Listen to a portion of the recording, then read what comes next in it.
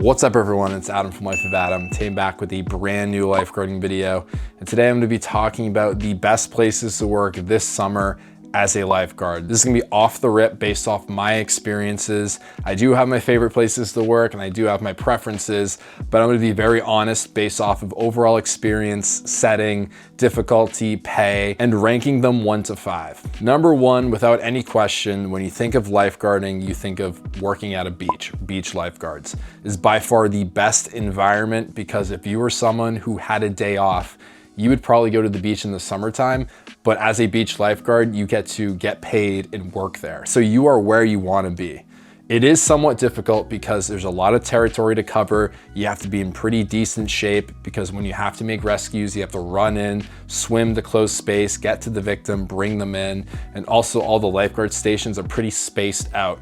But for the best overall experience, it doesn't get much better than beach lifeguarding. If you are someone who likes waterfronts, this is the number 1 pick. Now, number 2, this is my personal favorite, is gonna be outdoor pools. Outdoor pools are a lot more relaxed than beaches. Everything's in front of you, everything's very close. You still get to enjoy the outdoors and you get diving boards, you get water slides, you get to be in a pool where you know where things are along the bottom. Let's say you're someone who doesn't like to step on rocks or step on like crabs or something like that. The thing about pool lifeguarding is that you still get that team dynamic. You can work at country clubs, you can work at community pools, YMCAs. You have a lot more options than you do beaches, obviously depending on your location, but if you're someone who just wants a well-rounded lifeguarding job that's outdoors, is enjoyable, it's not too difficult, but it's somewhat active, pool is your best bet. Now, number 3 is gonna be lakes and ponds. This is a step down from beaches because I feel like beaches are optimal, but if you're someone who doesn't live near a beach and or you prefer not to be in like open ocean or like bays, so you want a pond or a lake, it's still a great option. I have a lot of friends who worked at lakes and ponds.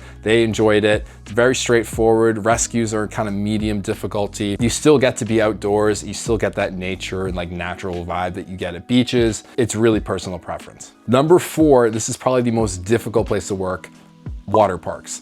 Water parks, if you work a shift at a wave pool, you're probably gonna make multiple saves. And that's because kids just love to swim out. When the waves get hectic, they lose track of where they are, and you just have to jump in and make a save. So there's gonna be lots of distress swimmers, lots of simple assists. So if you wanna be like a very high action water park environment where you just love the thrill of working, that's the place for you. You also get to enjoy the water park because if you're an employee there, you most likely get to enjoy all the rides and all the amenities. So that's something to take into account. There's also gonna be indoor water parks, but for the sake of this ranking, we'll just say water parks are outdoors. And the last one, number 5, I have indoor pools. Now, it wouldn't be number 5 if we're talking about all around lifeguarding, but since this is a summertime list, the last place that I would want to be is indoors. So it's a little bit more depressing. It's going to be like lap swimming. It's going to be swim lessons. It's going to be like typical recreational indoor lifeguarding. However, if you're someone who gets sunburnt very easily, it could be a good option. And also, since most lifeguards are working outside, indoor pool lifeguards during the summertime might be more in demand just because people are not covering shifts.